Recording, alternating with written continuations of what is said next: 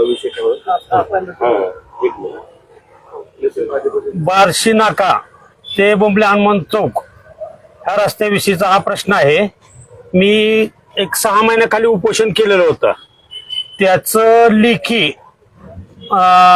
नगराध्यक्ष, नगर बांधकाम सभापती आणि शिव मॅडम यांनी मला लेखी दिलं की 4 महिन्यात रस्ता चालू करू म्हणून, पण आजपर्यंत रस्त्याचं कुठलंही काम झालेलं नाही किंवा काहीच केलेलं नाही त्यांनी।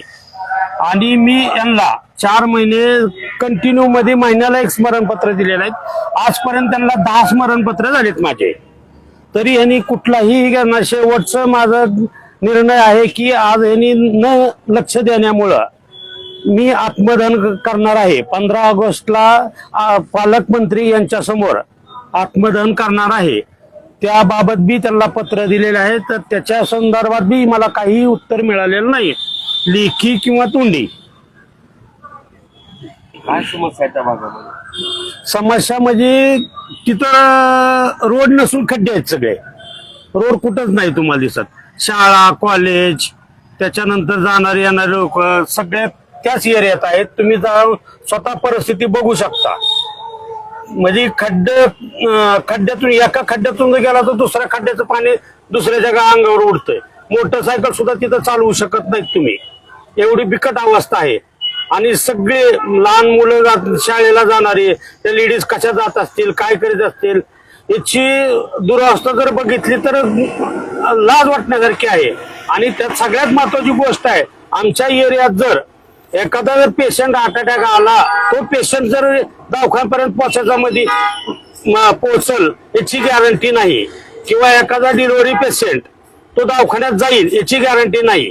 अहो परवा आम्ही एक प्रेत न्यायला लागलो होतो, त्या प्रेताला अक्षरशः धरून बसायची वेळ आली, धरून त्या खड्ड्यात इकडे एकदा जातो इकडे एकदा जातो, असे 4 जण धरून प्रेताला बसलो आम्ही। म्हणजे एवढी बिकट अवस्था आहे, तरी सुद्धा ही नगरपालिका त्या रोड विषयी कशामुळे एवढी उदासीन आहे हे मला माहित नाही। आणि विशेष मध्ये राणादादा पाटील यांनी मला 2 महिन्यात हे काम पूर्ण करू असं टेक्स्ट मेसेजवर सांगितलेलं आहे। आणि त्यावेळेस उपोषण त्यांच्या शब्दावर आपण मागे घेतलं होतं। त्याच्यानंतर बी मी यांना महिन्याला स्मरणपत्र सगळ्याला पाठवलेत। विशेष म्हणजे पालकमंत्री असू द्या, कलेक्टर साहेब असू द्या, त्याच्यानंतर राणादादा, ओमराजे, त्याच्यानंतर कैलास पाटील, या सगळ्यांना स्मरणपत्र दिलेले आहेत। आजपर्यंत मी 10 स्मरणपत्र दिलेले आहेत, तर त्याचा काही मला उत्तर होत नाही। आणि विशेष म्हणजे तुम्हाला आणखी एक तुमच्या लक्षात येईल गोष्ट की परवा मी एक शेवटचं आत्मदहनाचं स्मरणपत्र द्यायला गेलतो, तर राहुल काकडे आणि अभिजित काकडे हे दोघ जण होते। सीओ मॅडम नव्हते, अध्यक्ष मॅडमची तर आजपर्यंत भेटत नाही माझी। तर त्यांचे चेहरे, की स्मरणपत्र निवेदन कुठलं होतं की आत्मदानाचं, पण त्यांचे चेहरे असे होते की त्यांना वाटायला लागलं की आपल्याला कुठंतरी उद्घटनाला बोलवायलेत। अशा परिस्थितीमध्ये त्यांचे हसरे चेहरे बघून मला सुद्धा आश्चर्याचा धक्का बसला की एखाद्या एवढ्या सेन्सिटिव्ह विषय असताना हे निष्काळजी कशी वागू शकते ही आज एक लक्षात घ्या। लोकांनी निवडून दिलेले हे पदाधिकारी आहेत किंवा लोकांच्या सेवेसाठी आहे ती, पण ही त्या गोष्टी तर सोडून द्या, पण यांच्याच आईशारामात ही आहेत, त्यांना लोकांचं काही घेणं देणं नाही। आता दुसरी गोष्ट म्हणजे मला आतापर्यंत SP ऑफिस, पोलीस स्टेशन आणि शहर पोलीस स्टेशनचे PSI यांनी भरपूर मला आतापर्यंत मला कन्व्हिन्स केलं की बाबा तुम्ही हा टोकाचा निर्णय घेऊ नका।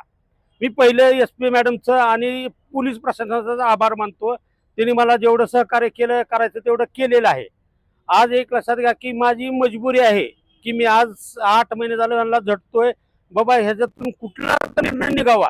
आज त्या एरियात मी 50 वर्ष झालं राहतो, 50 वर्षात आमची वडिलाची पिढी गेली, आमची पिढी जायची वेळ आली, तरी ह्या रस्त्याचं काम होऊ शकत नाही अजूनपर्यंत।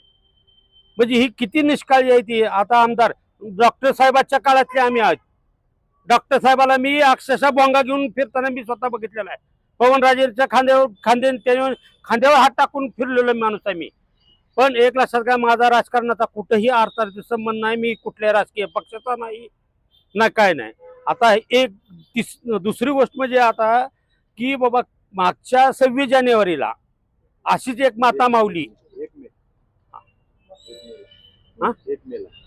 एक मेला एक एक मेला अशीच एक माता माऊली की बाबा आत्मदहन करताना मयत झाली. तर ही आपल्या कार्यकाळात कलेक्टर साहेबांच्या कार्यकाळात झालेला आहे. आता हीच घटना पुन्हा व्हावी अशी कलेक्टर साहेबांची इच्छा आहे का? मी त्यांना 10 निवेदन दिलेले आहेत. त्यांनी एकदा बी नाही निवासी अधिकारी त्यांना मी एकदा समक्ष भेट दिलेली आहे, पण कुठलाही त्यांच्याकडून बी प्रतिसाद मिळत नाही मला. आज पालकमंत्रीचे पी आहेत, त्यांना कित्येक वेळेस भेटलो, त्यांच्याकडून पाठपुरावा करायचा प्रयत्न केला, पण कुणीही आतापर्यंत दखल घ्यायला तयार नाही. आणि फक्त श्रेय लाटण्यासाठी ही सगळा प्रकार चालू आहे. आणि ही ह्यांच्या राजकारणाच्या मतभेदामुळं आमच्या एरियाचा 50 वर्षाला विकास थांबलेला आहे. आमच्या एरियात कुठंही रोड नाही आणि मेन बोंबले हनुमान चौकापर्यंतचा त्या रोडला कुठंही बायपास नाहीये. तो एकच सिंगल रोड आहे. त्याच्यामुळं ह्या प्रशासनानं बाबा मी बी मेल्यानंतरच हा रोड होणार का ही विचारतो मी कलेक्टर साहेबांना, जिल्हाधिकारी साहेबांना, पालकमंत्र्यांना आणि नगर प्रशासनाला की बाबा मी मेल्यानंतर हा रोड करणार आहेत का? तसं जर तुमची इच्छा असेल तर मी उद्या मरायला तयार आहे.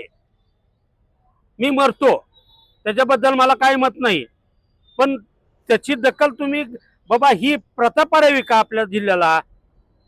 आपल्या जिल्ह्याला प्रथा पाडावं का? 1 मेला एक झालेला आहे, आता 15 ऑगस्टला करायचं का? पुन्हा 26 जानेवारीला तीच प्रकार घडणार आहे. पण किती दिवस ही चालणार आहे याचं? आणि एक विशेष म्हणजे मला मागच्या वेळेस यांनी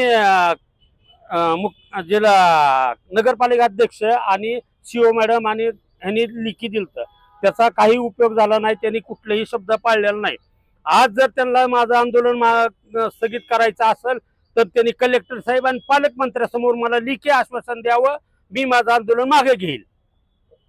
आणि ह्या सगळ्यासाठी मी सगळ्याचा आभार मानतो आणि सगळ्यात पोलीस प्रशासनाचा SP मॅडमचा आभार मानतो की त्यांनी मला होता होईल त्यांच्या परीनं मला कन्व्हिन्स करायचा प्रयत्न केलेला आहे. पण मी वैयक्तिक माझ्यासाठी हा विषय नाही, हा विषय आहे तो सामाजिक विषय आहे आणि आमच्या एरियातल्या रस्त्यासाठी विषय आहे. आणि ह्या रस्त्यासाठी 50 वर्ष झाले लोक झगडते ती. त्याच्यात माझे वडील गेले, माझी जायची वेळ आलेली आहे. आता कमीत कमी पुढच्या पिढीला तरी हा रस्ता व्हावा ही इच्छा आहे. बाकीचं काय असेल ते बघा.